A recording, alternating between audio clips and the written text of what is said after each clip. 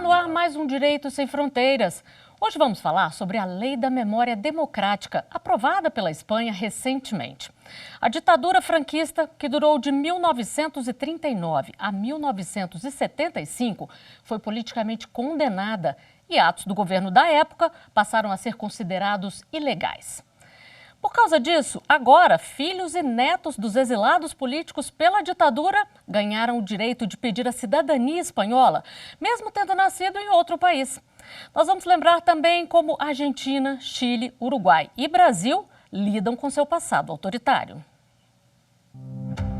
Década de 1930, a Espanha é governada por uma coalizão republicana, liberal, com apoio decidido de socialistas, comunistas e anarquistas. Na oposição, de espírito golpista, estão vários grupos conservadores, militares, monarquistas, nazi-fascistas espanhóis e a Igreja Católica. Em 1936, os conservadores, liderados pelo general Francisco Franco, tentam um golpe de Estado. O governo reage e começa a sangrenta Guerra Civil Espanhola. O conflito teve forte influência do contexto político internacional. Os franquistas foram apoiados militarmente pela Alemanha nazista e pela Itália fascista. Os republicanos tiveram suporte da União Soviética e de brigadas internacionais. Os dois lados cometeram atrocidades, mas, ao final, com a vitória da extrema-direita, o general Franco assumiu o poder e usou o aparato do Estado para manter o clima de terror. Perseguições, exílios, prisões, torturas, assassinatos, tudo isso se prolongou mesmo depois do fim da guerra. As vítimas eram qualquer crítico à ditadura, principalmente militantes de organizações de esquerda e de trabalhadores e praticantes de religiões protestantes. O regime durou 36 anos com o apoio da monarquia e da Igreja Católica. Só terminou com a morte do ditador Franco. Deixou um país isolado, arrasado, marcado pela pobreza e pela fome.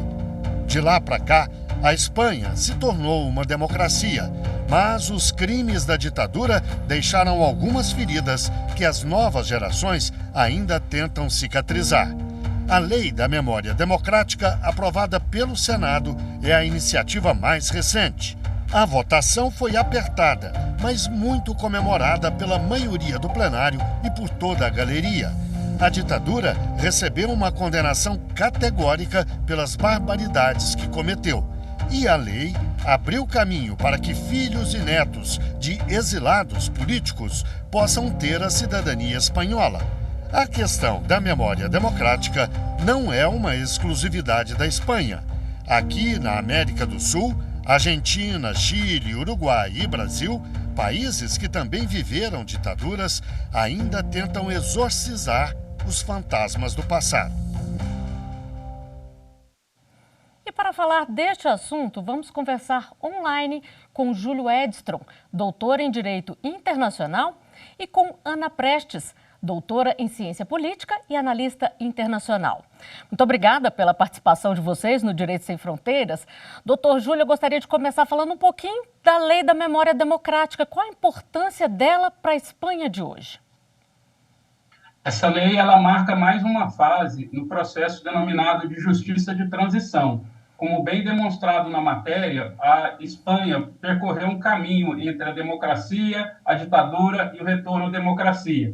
Como são fases dolorosas para a reconciliação do Estado e principalmente com os seus cidadãos, esse marca um momento em que os julgamentos que ocorreram no período franquista foram declarados nulos de pleno direito e também foram estendidos direitos aos filhos dos espanhóis que foram exilados. Então, dessa forma, a Espanha faz uma agregação de novos cidadãos e reconhece o autoritarismo do período franquista. Isso é uma espécie de resgate, doutor Júlio, para esses descendentes dos exilados? Todo o Ocidente ele foi marcado, desde a década de 30 até a presente data, por fluxos e refluxos democráticos. Infelizmente, nós convivemos com democracias e também com períodos autoritários. A Espanha, ela avança nesse processo que é doloroso, porque ele reconhece que parte da população apoiou um regime que foi autoritário. Então, é preciso demarcar que nenhum autoritarismo, seja de direita, seja de esquerda, pode ser bom. Nenhum golpe de Estado, ele persiste a ideologia dominante do século XX, que é a democracia. Porém, a existência da democracia, ela passa por uma fase de conciliação, mas também de constantes conflitos. Esses conflitos, eles são determinados pelas maiorias democráticas. Mas um dos reconhecimentos da lei espanhola, que se estende para todos os outros países, é que a maioria não pode oprimir uma minoria. A utilização do poder do Estado para oprimir essas democracias causa danos irreparáveis que a sociedade interna e internacional já reconhecem que são imprescritíveis. Então, os crimes praticados pelas ditaduras da Europa, na África e aqui nas Américas, eles não podem ser reconhecidos, ainda que existam particularidades, como, por exemplo, leis da anistia, como aquela que o Brasil reconheceu, tentando sepultar o seu passado.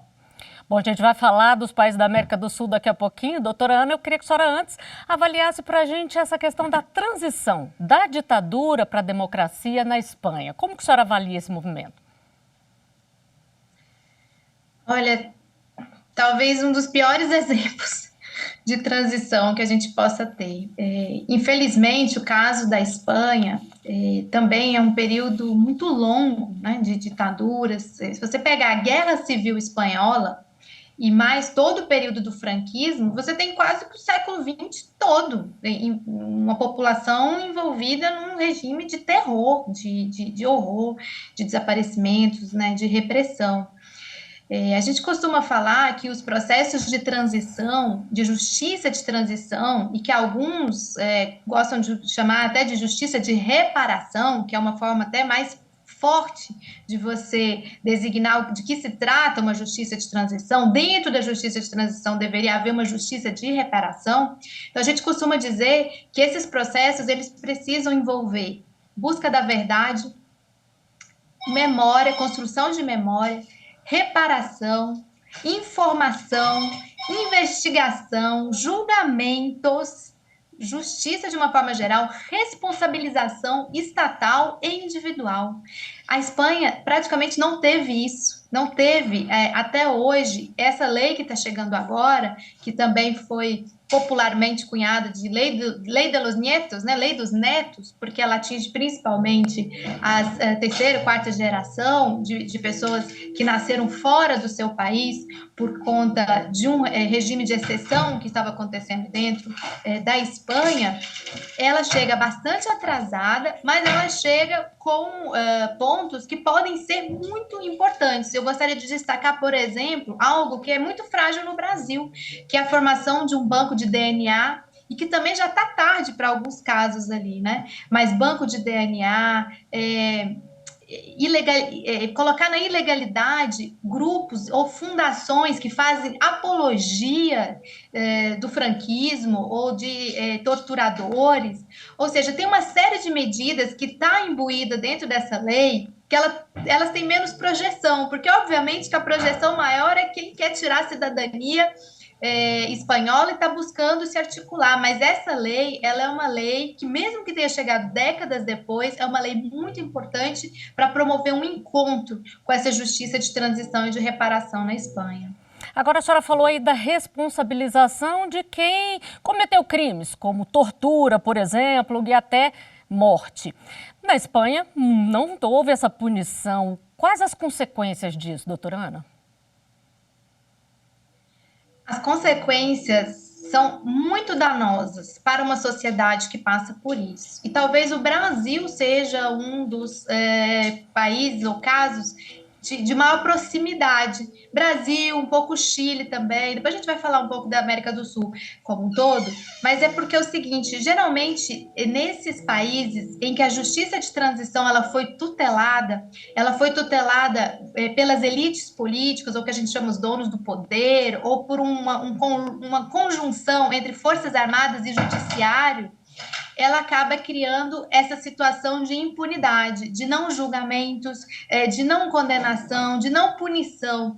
Isso cria um esgarçamento muito forte no tecido social, isso cria um sentimento muito forte na sociedade de frustração, de sentimento, por exemplo, de você às vezes não ter o direito, que no Brasil é constitucional, o direito ao luto, o direito ao enterro dos seus familiares. Então, essas ditaduras que foram mais longevas, que foram mais duras, ou seja, não existe ditadura que não seja dura, né? Essas ditaduras que perduraram por muito tempo, com métodos absolutamente desumanos, elas carregaram muito na questão do desaparecimento, e não é só o desaparecimento físico, é o desaparecimento físico, o desaparecimento documental, como se as pessoas nunca tivessem existido. Então, imagina um país que precisa lidar com a memória ou com a não construção de uma memória das injustiças que promoveu. É um país que cometeu injustiças que nunca foram tratadas. Então, isso é gravíssimo para um tecido social, para uma sociedade que almeja ser democrática, saudável. E essas punições, doutor Júlio, são possíveis mesmo tanto tempo depois? Essa pergunta ela é um pouco complexa, né? Porque a professora colocou de uma forma muito interessante. Eu só acrescentaria que a justiça de transição ela demonstra a maturidade democrática de um país. Não adianta você aprovar uma lei que ela não vai ser efetivada naquele momento. Então, há uma construção da punição e a construção ou a reconstrução da memória. Um ponto específico dessa lei que é tratado, inclusive na matéria, é que você tem, ao mesmo tempo, um forte desaparecimento forçado de cidadãos, mas uma alta demonstração do poder do Estado. Um dos monumentos mais visitados da Espanha é o Vale dos Caídos. Então, você tem uma presença do Estado que força o desaparecimento de pessoas. E há uma construção possível para cada momento. A matéria também deixou muito bem esclarecido que só foi possível uma ruptura com o período ditatorial com a morte do general Franco. Com a passagem do poder, há a reorganização dos grupos de poder dentro da Espanha. E isso começa um poder de maturidade da própria democracia. A gente tem que lembrar que a democracia é um processo de construção, que vai sendo construído a cada momento. Então, quando a gente olha os processos de responsabilização, nós verificamos que há espaços em que são produzidas leis em que você rompe com o passado e estabelece o perdão, são as leis de anistia. Elas são muito discutidas no âmbito da Corte Americana de Direitos Humanos, da Corte Europeia de Direitos Humanos, porque ela estabeleceu uma transição possível.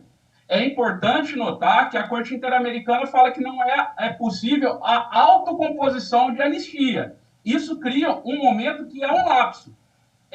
Esse momento ele vai ser revisitado e quem será responsabilizado, seja por parte daqueles que cometeram crime de Estado, sejam por parte daqueles que cometeram crime de sangue. E isso é sempre um processo muito doloroso, porque a gente olha para o passado com as lentes do agora. Quem viveu aquele momento cria uma série de justificativas do espírito do tempo. E isso, a responsabilização, ela tem que ser feita pelo Estado e por aquelas pessoas também que cometeram crimes à época. Essa é a ponte da construção da justiça de transição. É claro que aquelas pessoas que agiram em nome do Estado, aquelas pessoas que impuseram a força em nome do Estado, têm uma responsabilidade maior, porque a elas cabia o dever de cuidado de toda a população. Doutora Ana, para a gente encerrar esse bloco aqui, dá para a gente saber aí o tamanho da extrema-direita na Espanha e se ela ainda representa um risco? Olha, a extrema-direita na Espanha, ela tem crescido nos últimos 10 anos, digamos assim, através desse partido Vox, um partido que foi criado há mais ou menos 10 anos, É um partido muito semelhante ao Chega, também, de Portugal, e muito semelhante aos alguns aqui da América do Sul, como o próprio bolsonarismo, poderia ser, independente do partido que ele está, no PSL, no PL, ou esse Antônio Cast, que disputou com o Boric no Chile. Então, eu acho que eles não chegaram a ter 10, 11%, como os portugueses têm, até como Chega, mas é um partido que tem se colocado, mesmo num país em que a herança e o legado do franquismo ela é tão dolorosa, né? E é um partido que se articula internacionalmente. Eles formaram, inclusive, um fórum, chama-se Fórum de Madrid, que é uma tentativa de se contrapor ao que eles falam que é o Grupo de Puebla, o Foro de São Paulo, uma tentativa de, eles falam que é varrer o comunismo da Iberoamérica, ou seja, é um partido que, assim como tem o trumpismo nos Estados Unidos, o bolsonarismo aqui, ali na Europa, também se localiza e tem algum apelo popular em algumas regiões, mas ainda bem restrito se você for comparar com os partidos tradicionais, outros partidos como o PP, o PSOE, que hoje dirige o país. Bom, a gente volta a conversar daqui a pouquinho. Direito Sem Fronteiras faz uma breve pausa. Até já.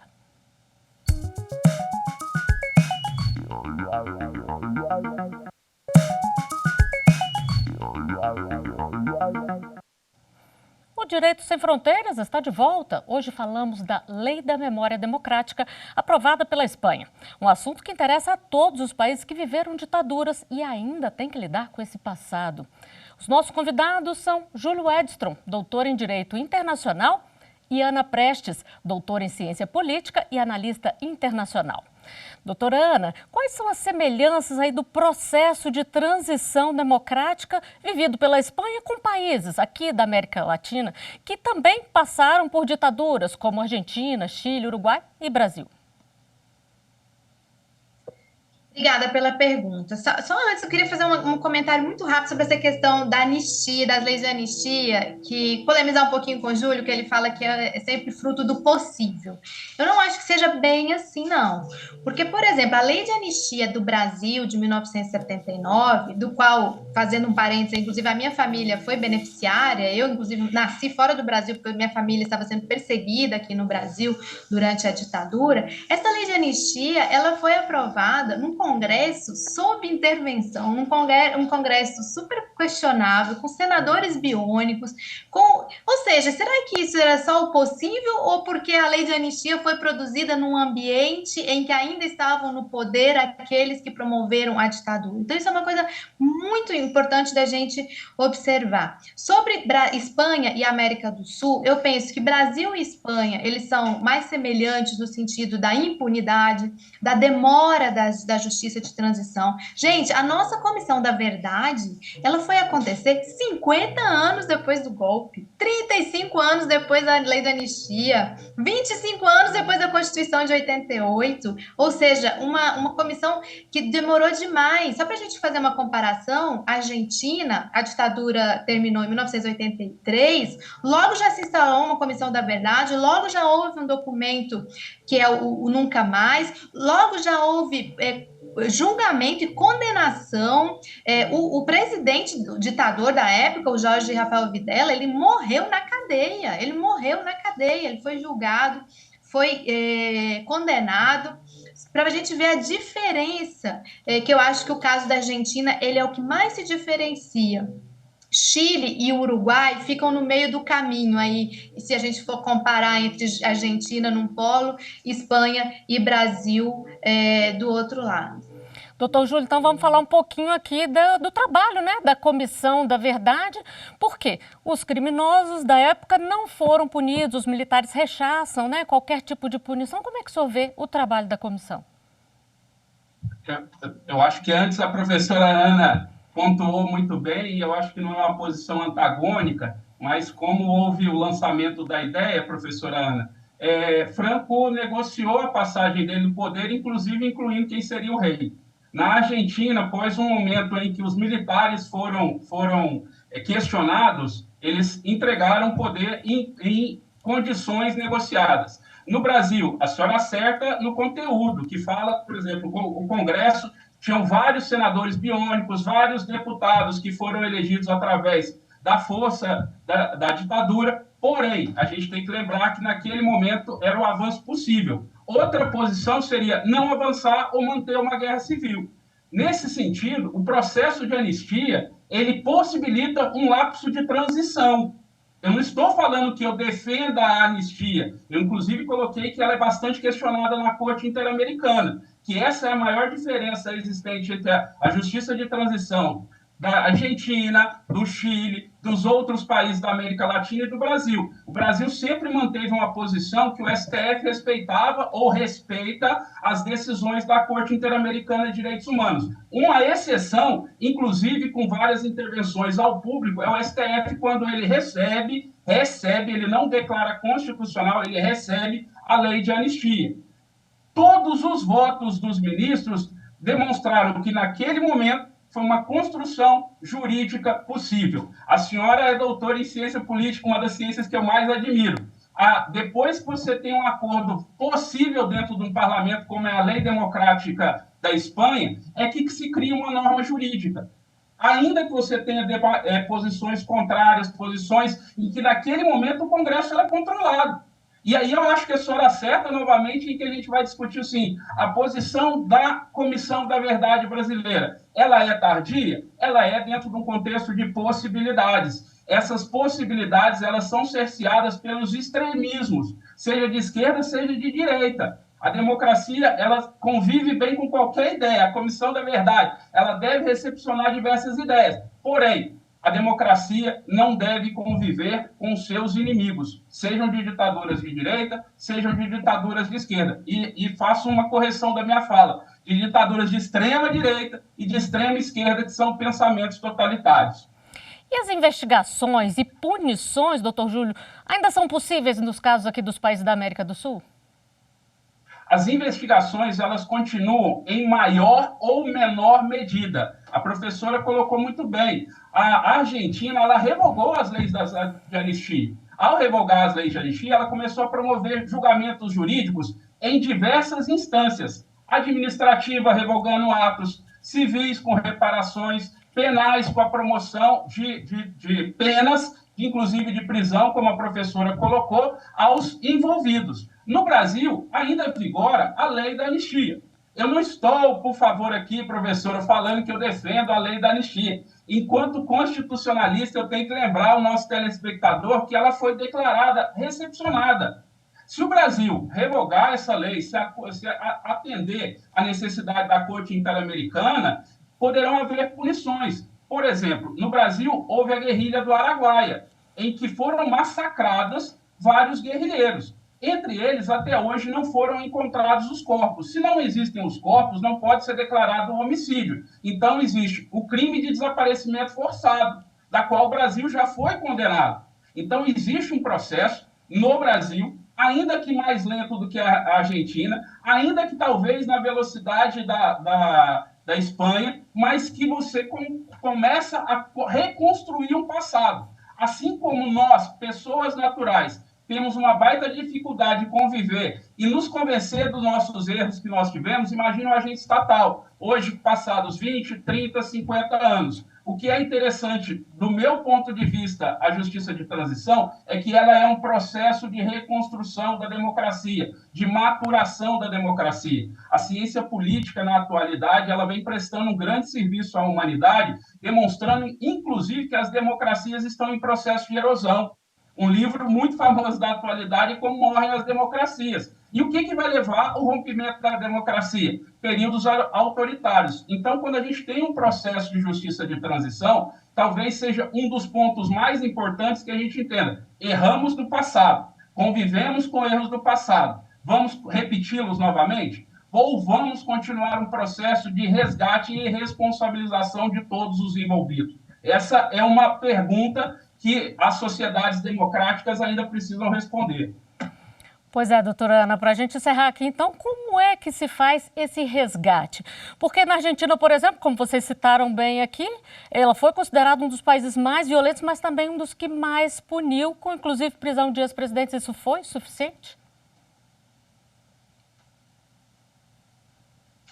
nunca é suficiente, porque são feridas muito profundas, são atos brutais de desumanidade, né? Você imaginar que a Argentina pode ter 30 mil pessoas, até 30 mil pessoas, você não saber a conta, você não saber quantos foram cimentados em pontes de concreto.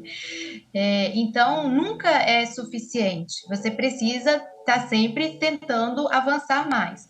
Uma diferença que não vou ter tempo de dialogar muito com o Júlio, talvez depois no programa, há uma tese de que, por exemplo, na Argentina, o não conluio, digamos assim, de Forças Armadas e o Judiciário, tanto é que só em 1976 parece que quase 100 advogados foram desaparecidos na Argentina. Então, na Argentina, os advogados eram tratados como inimigos, de que isso teria sido favorável à construção de uma justiça de transição mais reparadora do que em outros países, como Espanha e Brasil, em que a junção Forças Armadas e Judiciário, e aí a questão da recepção, inclusive, da lei da anistia pela Suprema Corte, ela e essa manutenção, né, de uma forma que não se questiona essa lei da anistia, pode ter muito a ver com isso, com essa questão da associação aí,